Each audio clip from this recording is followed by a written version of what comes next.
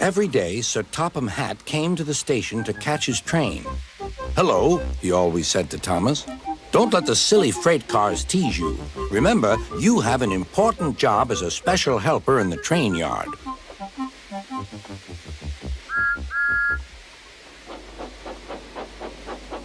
There were lots of freight cars, and Thomas worked very hard pushing and pulling them into place. There was also a small coach and two strange things his driver called cranes. "That's the breakdown train," he told Thomas. "The cranes are for lifting heavy things like engines and coaches and freight cars." One day, Thomas was in the yard. Suddenly, he heard an engine whistling. "Help! Help!" A freight train came rushing through much too fast. The engine was James, and he was frightened.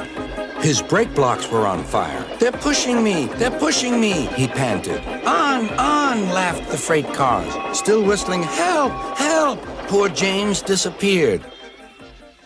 "I'd like to teach those freight cars a lesson," said Thomas the tank engine.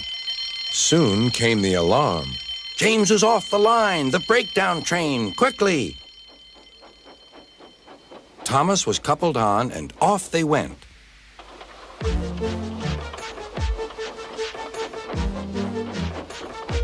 Thomas worked his hardest. "Hurry, hurry, hurry," he puffed.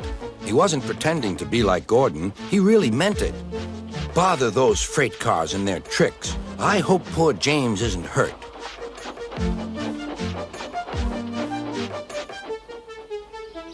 James's driver and firemen were feeling him all over to see if he was hurt.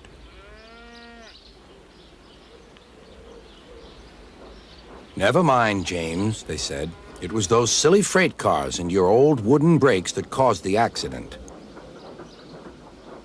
Thomas pushed the breakdown train alongside. Then he pulled away the unhurt freight cars. "Oh dear, oh dear," they groaned. "Serves you right, serves you right," puffed Thomas. He was hard at work, puffing backwards and forwards all afternoon.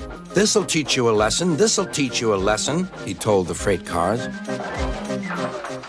And they answered, "Yes, it will, yes, it will."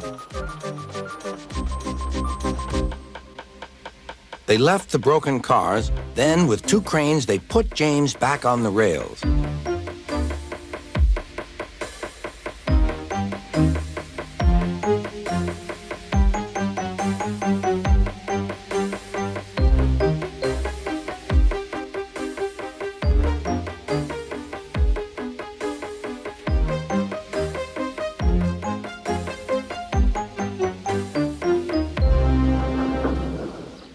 He tried to move, but he couldn't, so Thomas helped him back to the shed.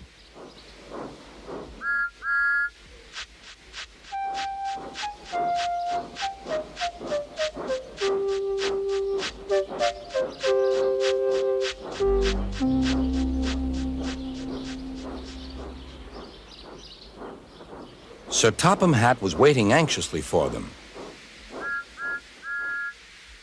"Well, Thomas," he said, "I've heard all about it, and I'm very pleased with you. You're a really useful engine. James shall have some proper brakes and a new coat of paint, and you shall have a branch line all to yourself." "Oh, thank you, sir," said Thomas. Now Thomas is as happy as can be. He has a branch line and two coaches called Annie and Clarabelle. He puffs proudly backwards and forwards with them all day.